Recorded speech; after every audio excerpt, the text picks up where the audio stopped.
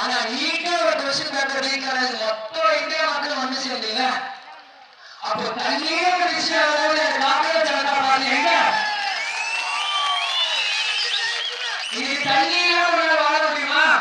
இன்னைக்கு நீட்டு எஜுகேட் படிச்சுக்கோங்க, கல்வி படிச்சுக்கோங்க, ஆனா தண்ணியை யாரும் சொல்ல முடியுமா? இன்னைக்கு ஜட்ஜிஸ் I'm asking all the judges please who are in Karnataka, Tamil Nadu, all over India, wherever you are, when you all talk for vote, CJP, why not all talk for this? Tamil Nadu people to vote. நீங்க ஒருங்கி வெளியோடு போராடுறீங்க. நீ இத்தனை காலம் விவசாய தொழிலாளி why judging is not done? இன்னைக்கு judging நீங்க வர முடியாதா?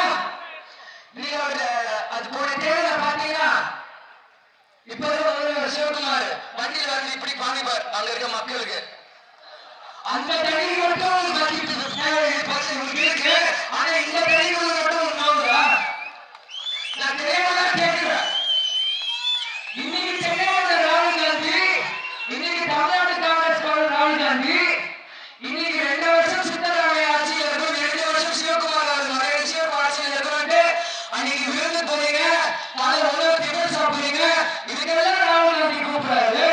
இன்னைக்கு தமிழ்நாட்டில் திமுக பிச்சை போட்டு ஜெயிச்ச காங்கிரஸ் இன்னைக்கு தாயை கட்டிட்டு அதே மாதிரி இன்னைக்கு கர்நாடகாவில் காங்கிரஸ் அரசு இருக்கு. இதுக்கெல்லாம் ராகுல் காந்தி வர மாட்டாரு. ஆனா நீட்டு தேர்வுக்கு நீங்க பேசிட்டு சண்டையை கழிச்சு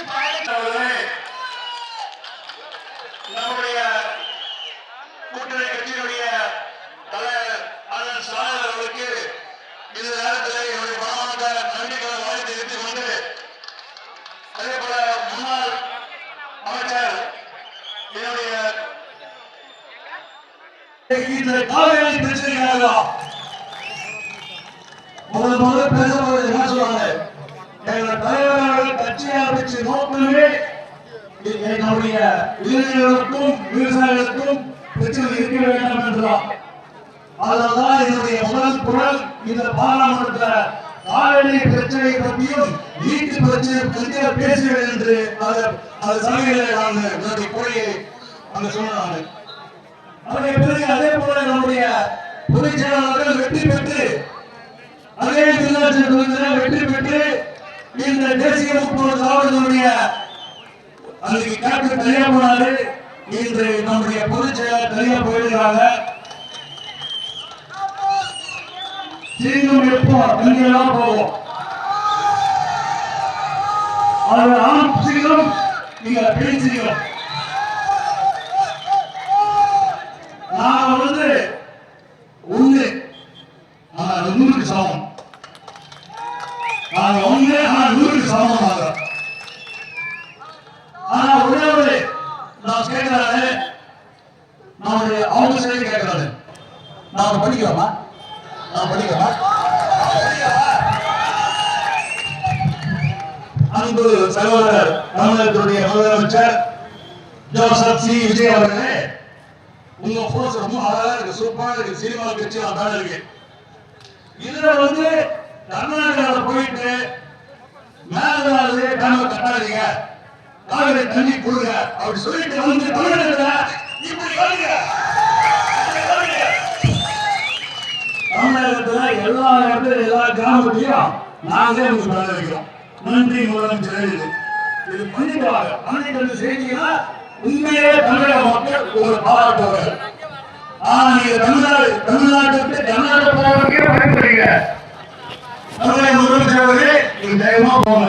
உங்களை நம்பி 6 கோடி தமிழக மக்கள் இருக்காங்க. நாங்க பின்னாடி இருக்கிறோம். நீங்க தைரியமா போங்க. நாங்க இருக்கிறோம்.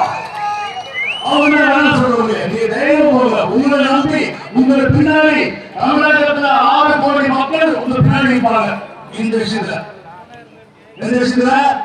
தண்ணி விஷயத்துல இப்போ நம்ம ரோட்ல போறோம், பைக்கில் கீழே விழுந்துருவோம். முதல்ல ஓடி வந்து கொடுக்குதுன்னா அந்த தண்ணியே கேட்கணும், நேரம் தண்ணி கேட்கணும். இது கொடுத்து போறாங்க. நான் பாராளுமன்றத்துல உள்ள பேசுற காவிரி பற்றி உடனே இந்த பக்கம் 5 எப்படி கட்டணம் உள்ள பார்த்து அதனால ஒண்ணு போய் மனசு விட்டு பேசுறதுனால ஒண்ணும் ஆக போறது பயப்படாதீங்க. வாங்க வந்தாலே வாழ வச்ச தமிழ்நாடு தான் அப்படின்னு நான் சொல்றேன். எனவே ஒவ்வொரு மனிதருக்கும் உணவும் தண்ணீர் எவ்வளவு இம்பார்ட்டன்டோ அது போல அதை உணர்ந்து உணர்வியாக செயல்பட வேண்டும். அந்த மேகதோரணை கட்டளையான பேரு அர்காவதியார். நம்ம அண்ணன் வீரப்பன் காடு அங்கதான் இருக்கிறது. அவரை எப்பொழுது கூப்பிடுற காளி அம்மன் கோயில் அங்க இருக்கு, முனீஸ்வரர் கோயில் இருக்கு. அது தமிழ்நாட்டின் எல்லை என்பதற்கு அந்த 2 கோயில்களே சாட்சி. அப்போ எங்க அண்ணன் வீரப்பன் இல்லைன்னா உங்களுக்கு குளிர் போயிச்சா? குளிர் போயிச்சா?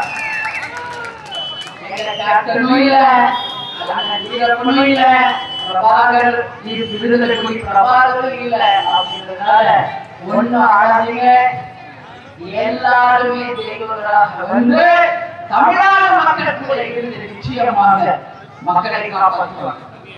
ஆனா நான் மட்டும்தான் சிஎம் கர்நாடகாவுக்கு போகணும், நம்ம உரிமையை நிலை காட்டணும், பேசணும். ஏன்னா அவர்கள் முதலமைச்சர் நம்ம விஜய் அவர்கள் முதலமைச்சர் அவர் அழைக்கிறார், நீங்கள் செல்லுங்கள், தமிழ்நாட்டின் உரிமையை பற்றி பேசுங்கள் என்று நான் வெயிட் பண்ணேன். ஆக்சுவலி வந்து விஜய் போவாருன்னு நான் நினைச்சிட்டு இருக்கேன். ஆனா நேற்று பார்த்தா என்ன சொல்றாரு, டிகே சிவகுமார் இப்ப பிரச்சனை வராதுங்க, என்னங்க இது கொடுமை, என்ன சார் கொடுமைங்கிற மாதிரி இருக்கு. தமிழ்நாடு வந்தாரை வாழ வைத்த தமிழ்நாடு, யார் வரனாலும் வாங்கன்னா நம்ம சொல்லுவோம், வரவங்க வேணாம்னு சொல்ற ஒரு அரசாங்கம் இன்னைக்கு கர்நாடகா இருக்கிறது உண்மையிலேயே மனசுக்கு வேதனையாக இருக்கு. வெகு விரைவில் 2 முதலமைச்சர்களும் நீங்க உங்க பர்சனலுக்காக பேசுங்க, மக்களுக்காக பேசுங்க, விவசாயிகளுக்காக பேசுங்க, குடிநீரை நீங்கள் கட்டாயமாக தரணும். மேகதாதுவில் அணை கட்டக்கூடாது, கட்டினா மிகப்பெரிய பிரச்சனை வெடிக்கும். காவேரியில தண்ணீர் திறந்து விட வேண்டும் என்பதை மீண்டும் அடுத்த திருத்தமாக இந்த நேரத்தில் நாம சொல்றோம். நான் ஒரு விஷயம் எனக்கு புரியல, மூகாம்பிகர் கோயில் போனா மட்டும் முதலமைச்சர் அவருக்கு சொன்னாரு அவருக்கு பரிகாரம் பண்ணணும் அப்படின்னா மட்டும் கர்நாடகா மூகாம்பிகர் கோயில் போறீங்க. அதே மாதிரி டிகே சிவகுமார் அவரும் இன்னைக்கு தமிழ்நாட்டில் இருக்கிற எல்லா கோயிலுக்கு வரீங்க, சிஎம் ஆகணும், இன்னைக்கு வந்து பரிகாரம் பூஜை பண்ணணும்ட்டு உங்க சுயநலத்துக்கு போறீங்க. இத்தனை கோடி மக்கள் பிரச்சனைக்கு ஏன் போகக்கூடாது, இத்தனை கோடி விவசாய பிரச்சனைக்கு ஏன் போகக்கூடாது என்று மக்கள் சார்பாக இந்த கேள்வியை நான் கேட்கிறேன்.